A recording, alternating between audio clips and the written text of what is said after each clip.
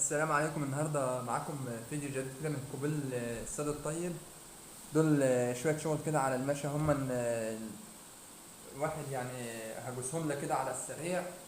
وغير كده كمان يعني انتظرونا كل يوم في فيديو جديد. بالنسبه للصفحه بتاعتي اللي انا ما كنتش بنزل عليها فيديوهات وكده، كان في حاجات خاصه كده مش عارف على ايه، عندي كان عطلان، وكان في حاجات تانية برضو كانت واقفة معايا في القناة. بس الحمد لله يعني اتعدلت، وغير كده كمان شغلتها تاني.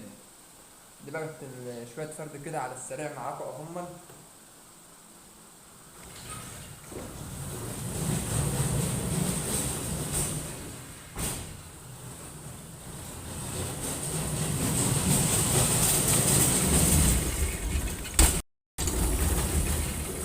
يا ريت الحبايب اللي بتشوفنا محدش ينسى الاشتراك في القناة وتفعيل الجرس، واللي جاي هيكون أحلى من اللي عدى بكتير.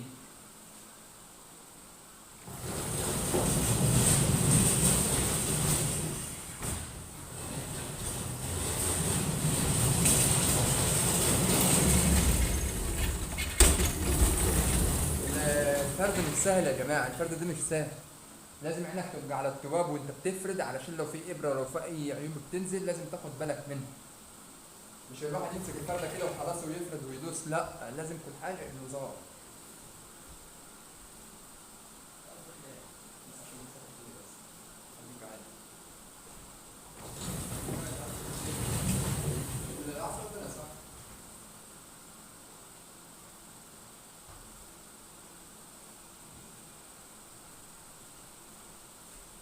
الفردة ديت يا جماعة هتكون كده، يعني لازم تتفوت.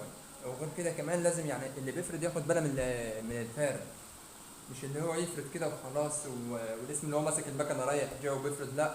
لازم تكون مركز على كل حاجة في الفردة. وغير كده كمان لازم أهم حاجة التأسيس بتاع الفردة يكون مظبوط معاه، عشان ما تنساش حاجة. يعني لو العرض 51 لازم تفرد، تأسس صح، وتشوف انت مؤسس صح ولا في حاجة غلط أو كده. والصدادة يا إما تعملها 83 يا إما 84.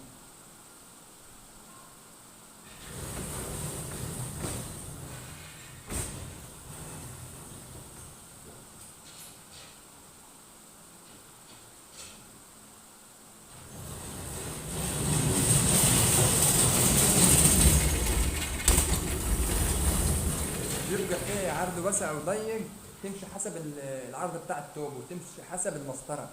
عندك المسطرة تفتح وتقفل وتفرد وتعمل اللي انت عايزه، بس أهم حاجة عينك من العيون.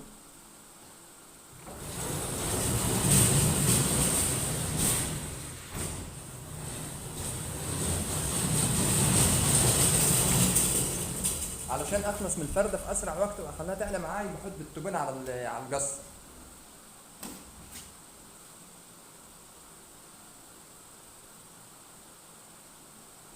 ده أول الطوب اهوت.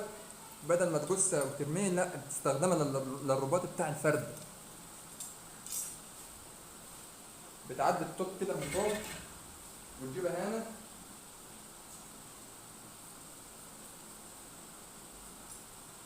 دي نفس النظام برضه كده، تطلع من الفردة بربطة حلوة كده.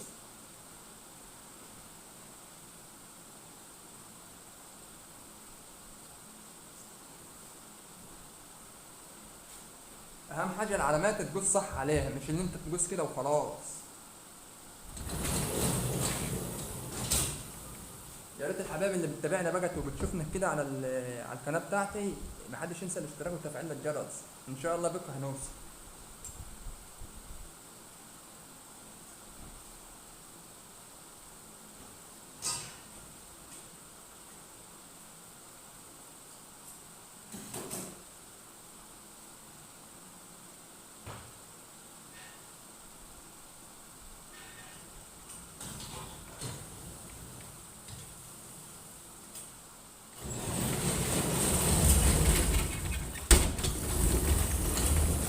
وانت بتفرد لازم تحط ايدك تحت البنفيل بتاع الفرد، علشان القصه ما تخشش منك كده جوه وتفضل تشد كده وتعدل فيها، لا.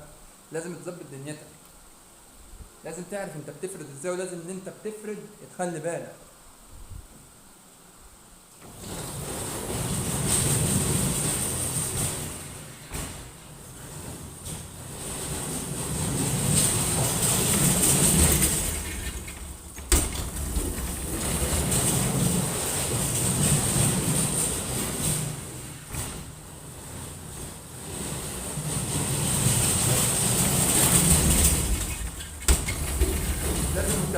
لازم وانت بتفرد تكون سريع في الفرد، علشان برضو غيرك ياخد قصته ودي ياخد قصته.